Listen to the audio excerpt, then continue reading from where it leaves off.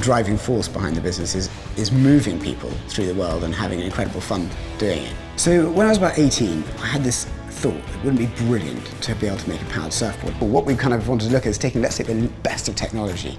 Let's take all our experience of making products that that excite people and bring it into one awesome product. The biggest change in the business was when we learned to use SolidWorks. Just the speed at which we can move things now is extraordinary. I will basically extract what Gilo's thinking, take it into SolidWorks to then pass on to our other engineers that will then realise and refine the CAD model. The space limitation is super important because that's what turns it from being a surfboard rather than a jet ski.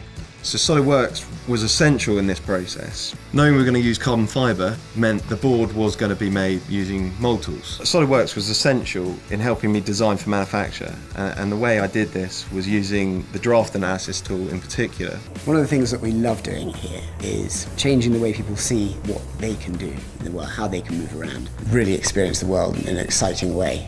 We don't need a jet board, but it's a damn good fun thing to have.